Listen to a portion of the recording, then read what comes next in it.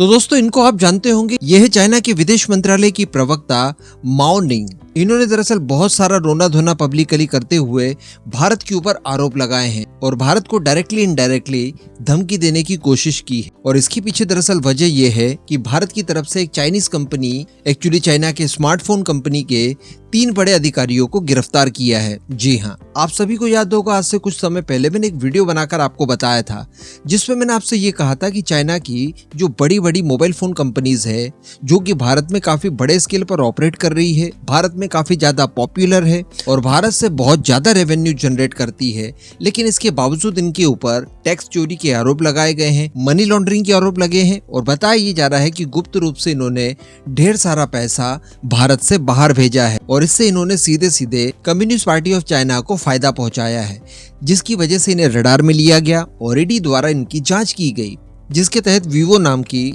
China की एक बहुत बड़ी मोबाइल कंपनी के कुल 3 अधिकारियों को गिरफ्तार किया गया है। चलिए आगे जानते हैं खबर क्या है। आप बस खंडवा डिफेंस फैक्ट को सब्सक्राइब जरूर कर दीजिएगा। तो दोस्तों हम सभी जानते हैं कि जब से गलवान वैली का इंसिडेंस हुआ है उसके बाद से चाइनीज कंपनियों के ऊपर स्पेशली ध्यान दिया जा रहा है, इसमें कोई दो मत नहीं है।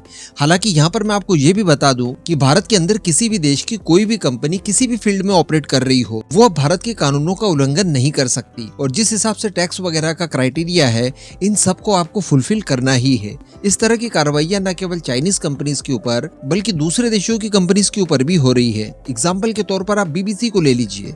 तो कहने का मतलब भारत के अंदर कानूनों को काफी सख्त कर दिया है, लेकिन हाँ चाइना को थोड़ा सा स्पेशल ट्रीटमेंट दिया जा रहा है।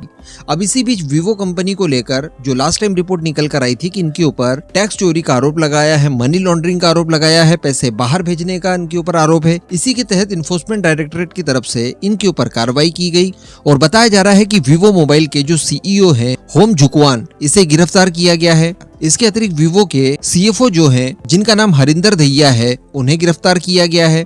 इसके अलावा इस कंपनी के पीएलएमएल जो है जिनका नाम हेमंत मुंजाल है इन्हें भी गिरफ्तार किया है और इन तीनों को जिस कानून के तहत गिरफ्तार किया गया है वो है मनी लॉन्ड्रिंग निरोधक कानून। इनको गिरफ्तार करने के बाद ईडी द्वारा इनकी जांच शुरू कर दी गई है, यानी और बड़े स्केल पर। और इससे पहले 4 और लोगों को गिरफ्तार किया गया था ईडी की तरफ से जो कि इसी वीवो मोबाइल कंपनी से जुड़े हुए थे। तो अब इन सब अधिकारियों की गिरफ्तारी के बाद चाइना की विदेश मंत्रालय की प्रवक्ता माओ निंग से जब पत्रकारों द्वारा सवाल किया गया कि इसके ऊपर आप क्या कहना चाहेंगे, तो माओ निंग की तरफ से ये कहा गया है कि चाइना इस मुद्दे पर बारीकी से नजर बनाए हुए है। इसके अतिरिक्त इन्होंने कहा कि भारत में जो चाइना के दूतावास है, जो वाणिज्य दूतावास है, इन्हें कानून संबंधित सभी व्यक्तियों को सुरक्षा और सहायता प्रदान किया जाएगा। इसके अतिरिक्त ये भी कहा गया है कि चाइना की गवर्नमेंट कंपनियों के वैध अधिकार जो उनके लीगल राइट्स हैं इनके लिए दृढ़ता से उन अधिकारियों के साथ खड़ी है और हम इस बात को सुनिश्चित करने की कोशिश करेंगे कि दोनों देशों के बीच में व्यापार निष्पक्ष तरीके से हो, न्याय संगत हो, पारदर्शिता के साथ हो और गैर भेदभाव पूर्ण हो। यानी इन्हें ऐसा लग रहा है कि चाइना को लेकर भारत कुछ ज्यादा ही अग्रेशन दिखा रहा है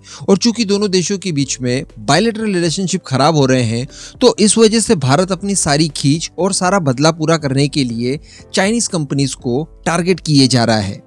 इसके साथ साथ चाइना की तरफ से बड़ी बेशर्मी के साथ वो सारी पुरानी चीजें भी दोहराई गई जो कि चाइना लगभग सभी देशों के साथ दोहराता है कि आपके जो भी कॉन्फ्लिक्ट्स है हमारे साथ उन्हें अलग रखिए और जो बायलैटरल व्यापार है उसे अलग रखिए। यानी हम लोग अक्सर नोटिस करते हैं कि चाइना कभी भी अपनी जियोपॉलिटिक्स को बिजनेस के साथ जोड़ना पसंद नहीं करता, क्योंकि चाइना नहीं चाहता कि जियोपॉलिटिक्स की वजह से उसके बिजनेस के ऊपर कोई आंच आए। हम सभी जानते हैं कि चाइना की जो जान है वो इस समय उसकी अर्थव्यवस्था में छुपी हुई है, जिसके लिए उसका व्यापार सबसे महत्वपूर्ण है।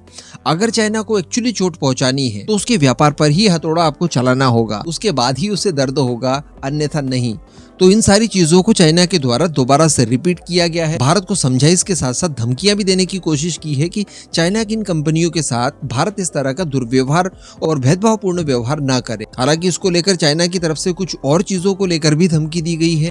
सेम इसी तरह की कार्रवाइयां हम भी कर सकते हैं। भाई चाइना के अंदर भी कई सारी भारतीय कंपनियां ऑपरेट करती है, चाइना भी भारत से कई सारी चीजों को इम्पोर्ट करता है। इसके अतिरिक्त भारत के अंदर ही जो कंपनियां ऑपरेट कर रही है उन्हें भी कई सारी चीजों के लिए रॉ मटेरियल वगैरह चाइना से इंपोर्ट करना होता है।